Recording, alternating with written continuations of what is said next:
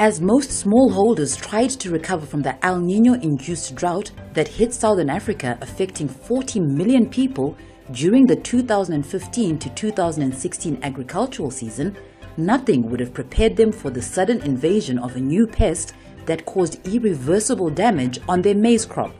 This pest has since been identified as the Fall Armyworm. Sibage cho chimanje chanyanya kutikanganyisa inya egonyeko litakaedza kulimbo lifika likaramba takatanga kuona imomu muna December ndo matakada kuona 2016 ndo matakada kutanga kuona gonyeko lokuti makonti ati tikasumbo afikita makwekesa aifa manje litakaedza mushonga ese tembo fikita naye kakamba kufa gonyeko akati tambuza gonyeko zokoti gokunoya itupa mushasha ya mko futi. This is a clear and present danger.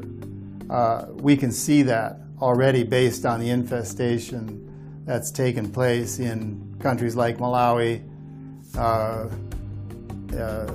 Kenya here, Uganda, Rwanda, and we have reports as well from some of our researchers the researchers that AGRA supports in Ghana, that they lost an entire seed crop there, an entire season, and got no production.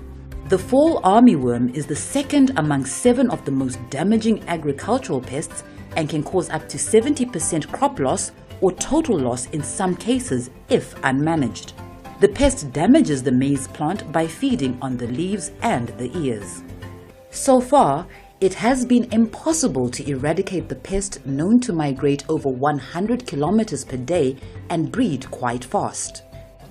So far, outbreak reports have been received from all the 10 provinces of Zimbabwe, and the yield losses are varying with some cases where fields with young maize plants have 100% infestations. And currently, we are also doing research work where we are trying different chemicals to see which ones work in controlling effectively the pest and which rates for farmers to use. And we are also even including natural enemies that we also find attacking the pest, and see how best we can provide these recommendations for farmers to use.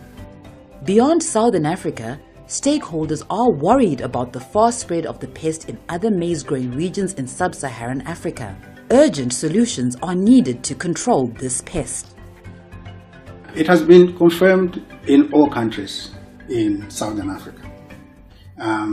And it is now spreading also to Eastern Africa. Latest reports are that the whole of Eastern Africa up to Uganda, have also been affected by the Fall Armyworm. But this is in addition to those countries that had Fall Armyworm before even it reached Southern Africa. The level of damage witnessed in the fields is likely to affect maize harvest across the region, which is likely to adversely affect food security for over 200 million people who depend on maize for food. What CIMIT and the overall CRP maize team intends to do is to launch a well-coordinated, multi-institutional and a multidisciplinary initiative that takes into account a range of options. Biological control using effective biopesticides, then chemical options, whichever are considered to be environmentally safe, then agronomic management so that you rotate with suitable compatible crops or intercrop compatible crops and minimize the damage.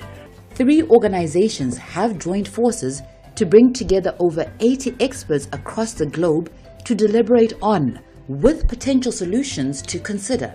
This is a very important workshop. The Alliance for Green Revolution in Africa, AGRA, CIMIT, and the FAO, the Food and Agriculture Organization of the United Nations, their office in Southern Africa. All of these 3 organizations, we decided to join hands and organize a stakeholder consultation meeting on the fall armyworm and what is the present status and what are the technological options to consider and what strategy we do need to adopt. Since maize is extensively grown in sub-Saharan Africa, the imminent impact of the fall armyworm cannot be ignored. This demands for a sustainable and workable solution. Taking a multi-institutional approach that brings together experts across Africa and the world offers the best strategy. This strategy must put the farmer at the heart of each initiative. We want to work together with the scientific community, with the private sector, and with the plant protection officers of each of the governments where this problem is taking place to see what in fact can be done.